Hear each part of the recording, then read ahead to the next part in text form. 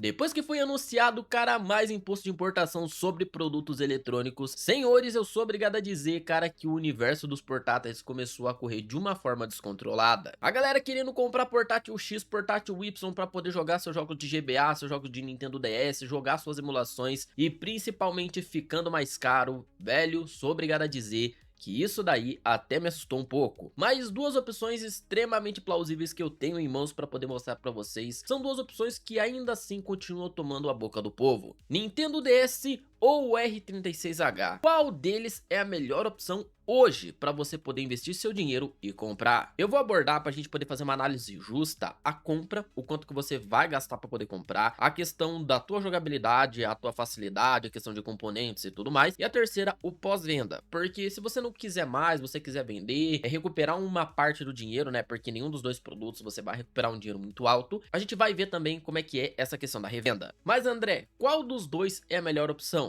Vocês vão descobrir no final do vídeo. E galera, nós estamos aqui agora na página do AliExpress, que foi onde eu comprei esse meu R36H na época, e eu sou obrigado a dizer, cara, mesmo com essa questão do imposto de importação, velho, foi uma coisa que deu uma boa quebrada. Mas eu ainda creio que não estou defendendo o imposto, vale a pena ressaltar, não estou defendendo, apenas dizendo que pelo preço que acaba saindo e pelo benefício que ele apresenta, ainda assim continua sendo um preço ali dentro do proposto. Porque vamos lá, o Purple, que é um Purple translúcido aqui, ele tá saindo na faixa de R$ 214,99 sem os impostos. Com esses R$ 95,91 dá mais ou menos ali uma média de 310, 311 reais com imposto. E se você não ligar para a questão de coloração e ligar somente ali para a questão de usabilidade, cara, R$ 310 fica aceitável. Claro, galera, eu vou trabalhar aqui com full price, que é o preço bruto, com frete, com tudo, porque às vezes você tem um cupom de frete que pra fulano não funciona, você tem um cupom de desconto que pra Beltrano não funciona, então a tua situação individual vai ser mais barato que isso daqui se você tiver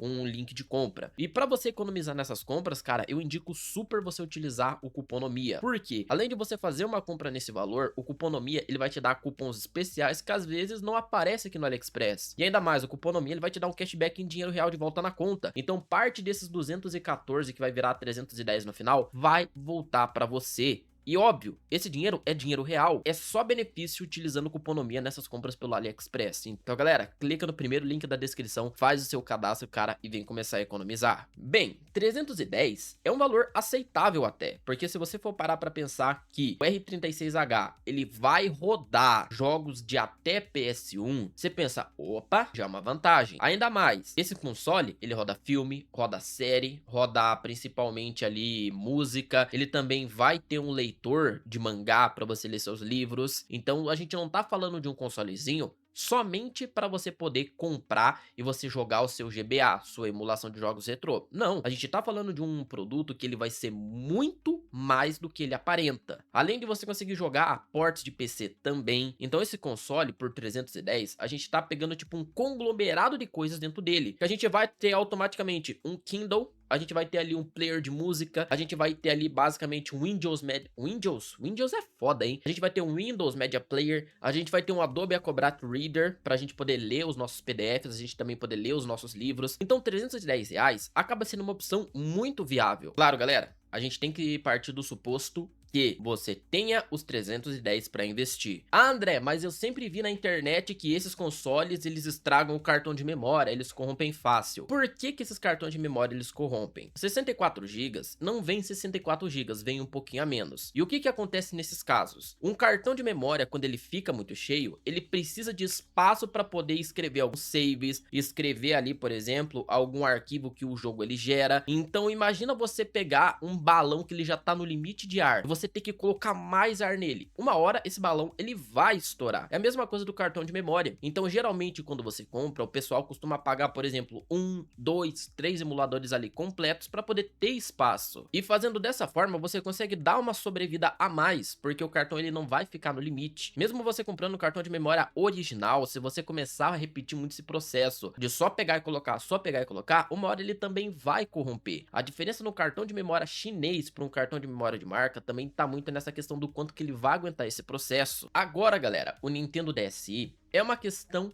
que quem vai comprar, muitas das vezes tem uma fitinha, ou vai comprar para desbloquear. E a questão do Nintendo DS aqui da Shopee é que ele é um Nintendo DS japonês, ou seja, você vai precisar utilizar o tradutor se você não entende japonês para você fazer as primeiras configurações. Ah, André, mas eu quero comprar para poder desbloquear. Cara, tá super joia, não tem problema. A questão é, qual que é o benefício do Nintendo DS aqui da Shopee em relação, por exemplo, ao R36H? O R36H, ele vai rodar ali tranquilamente jogos de Nintendo DS, porém, a gente tem um elementinho aqui nesse cara que vai fazer uma diferença, que é a parte da tela de baixo. A parte da tela de cima é basicamente como se fosse a tela do R36H, por quê? Vai ser aqui que você vai ver o jogo, vai ser aqui que você vai ver o jogo sendo controlado, e na parte da tela de baixo vai ser onde você vai controlar ali o jogo, de fato. Por exemplo, Pokémon, a Casa Monstro, vários jogos assim você controla pela parte de baixo e não pelo analógico e pelos botões. Alguns jogos ali, como o Zuma Deluxe, que é do Nintendo DS também, o Beyblade Metal Masters, Nightmare X, você também tem alguns controles pela parte de baixo. Então tem jogos ali que no R36H de Nintendo DS você não vai conseguir jogar, porque o emulador de Nintendo DS, que é o Drastic pro RetroArch, ele é um emulador que ele é muito falho no R36H. Eu vou mostrar na prática pra vocês, não vou virar a tela aqui pra poder jogar. Imagina você tá jogando aqui. Ah, cara, tô jogando tudo mais e você ter que toda hora ficar apertando esses gatilhos aqui pra você trocar de tela. Um jogo que nem Pokémon, por exemplo, que você tá sempre ali entrando em batalhas, tendo conversas com os NPCs e tudo mais. Pô, clec, troquei. Clec, troquei. Clec, troquei. Cara, isso desgasta muito mais rápido os botões e também é uma coisa um pouco mais incômoda. Ao contrário de você, por exemplo, ter aqui um Nintendo DSi pra você poder jogar, você basicamente, pô, eu tiro aqui a minha canetinha, tal NPC falou tal coisa, toma. Tal NPC falou outra, toma. E você só fazer isso. O Nintendo DSi, nesse caso, ele é uma opção excelente porque ele vai te entregar a melhor experiência do Nintendo DS real. E galera, qual que é o melhor benefício do Nintendo DS na questão ali de comparação ao R36H? É uma proposta totalmente diferente. É uma proposta que quem compra esse console vai querer comprar ele para poder jogar jogos de Nintendo DS. Porque eu vou ser bem sincero com vocês, para jogar GBA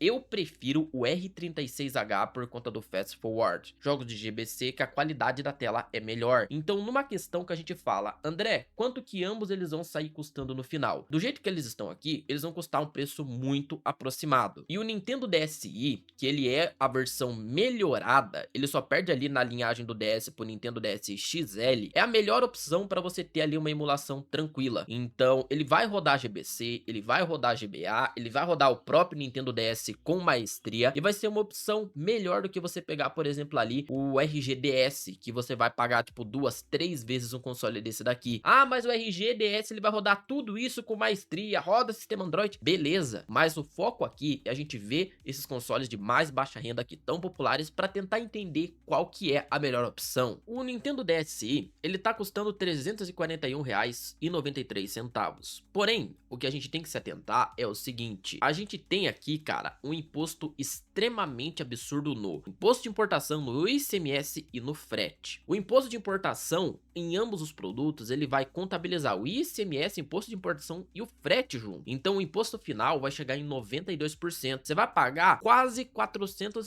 no Nintendo DSi. Ah, André, mas eu encontrei aqui na OLX por 300. Beleza. Se você não viu os outros vídeos aqui do canal, tem uma playlist mostrando o Nintendo DSi, falando as primeiras impressões, falando o que eu achei e você vendo de fato se vale a pena ou não. Então galera, o link do vídeo tá aqui na descrição para você acompanhar e você tirar a sua própria conclusão. Ambos no full price vão custar a mesma coisa. Ah, mas você falou no AliExpress que ia sair 300 e pouco. Coloca o frete, porque o AliExpress ele joga o frete só pro final. Então, fazendo uma comparação de valores, eu creio que ambos vão ficar na média de R$ 350.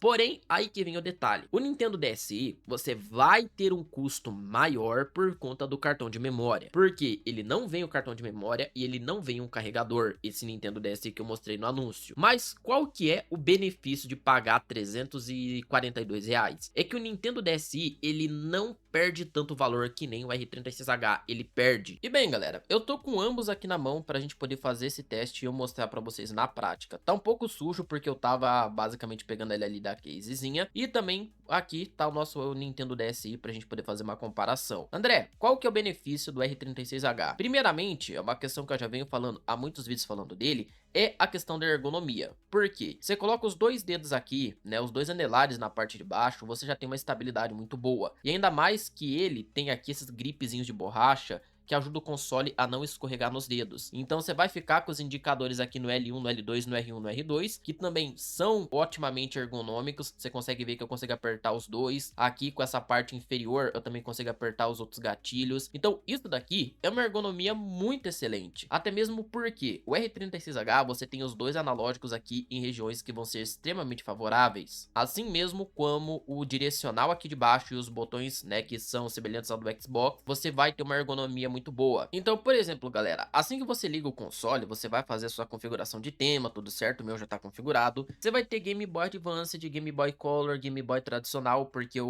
modifiquei ele para ficar somente com esses emuladores. E você pode jogar qualquer um. Se eu acessar aqui, por exemplo, Game Boy Advance, eu vou ter toda a playlist aqui para mim poder jogar. Olha só a quantidade de jogo que tá aparecendo aqui na tela. Tá tipo Matrix isso daqui. Tudo isso daqui são jogos que eu posso clicar aqui simplesmente e jogar. Eu montei esse console para mim poder jogar exclusivamente GBA, GBC e Game Boy tradicional. Qual que é uma outra feature que eu considero o R36H melhor nessa questão? É o fato do R36H conseguir rodar filmes e séries. Tanto que eu tenho aqui as 3 temporadas completas de Reacher pra gente poder assistir. Por exemplo, galera, eu tô aqui nesse exato momento com vocês assistindo Reacher dentro do R36H. Esse daqui é um dos benefícios que esse console ele apresenta. Um outro benefício, galera, que o R36H também ele apresenta são os ports. Não é portabilidade de PC, porque boa parte dos programas que tem aqui não são exclusivamente de PC. A portabilidade, galera, também ali do CoReader, que é o que eu utilizo para poder ler os mangás, cara, funciona. Para vocês verem que isso aqui não é a tela verde, ó, movimentando o console, para vocês verem que de fato é o CoReader. Então, eu consigo ler o mangá, eu tô lendo aqui o mangá de Beyblade Metal Fight. Cara, leio perfeitamente utilizando tanto o direcional para baixo para poder vir, quanto aqui, no caso, o joystick, o direcional. E eu consigo ler, cara, o meu mangá perfeitamente. Já agora, galera, o Nintendo DSi, ele já é um pouquinho mais complicado, porque ele não vem com um sistema que nem, por exemplo, vem ali no R36H.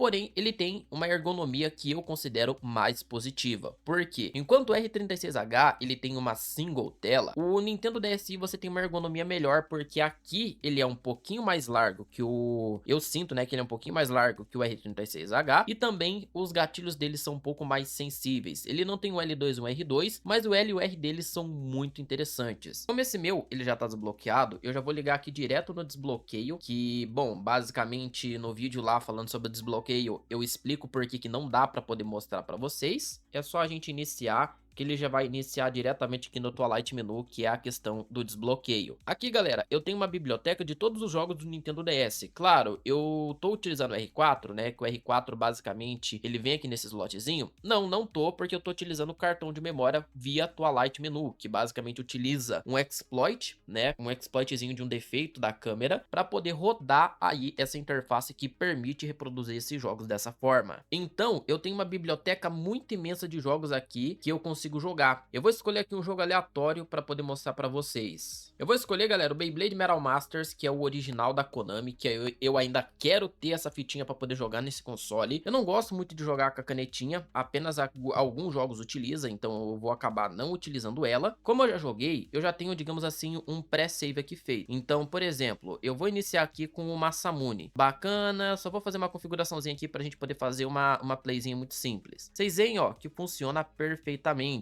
Só diminui o som, galera, porque senão o microfone ele acaba captando e fica dando uma distorção. Tá funcionando os jogos perfeitamente. André, então qual dos dois seria a melhor opção para poder comprar? Se você quer ter a nostalgia de jogar os jogos de Nintendo DS, o Nintendo DS ele é a melhor opção, porque ele não vai desvalorizar com o tempo igual o R36H vai. Por exemplo, eu paguei R$ 300 na época nesse R36H para montar ele do jeito que ele tá, com cartão de memória perfeito. Eu investi um pouquinho mais, 350 nesse Nintendo DSi. DSi. Agora eu te pergunto, qual dos dois você acha que desvalorizou? Eu posso revender pelos mesmos 350 e recuperar meu dinheiro. Aquilo ali, eu tô tentando vender por R$ 200 e não acho a comprador. A galera fica ofertando muito menos. Ambos são consoles muito positivos para você comprar, mas na minha opinião, vai muito do que você quer. Você quer só jogar alguns jogos de Game Boy Color e todos esses jogos que não utilizam duas telas, vai de R36H. Você quer jogar jogos que ele utiliza duas telas, que você tem a nostalgia de ter o console na mão e futuramente ter dinheiro para comprar as fitinhas, vai de Nintendo DSi.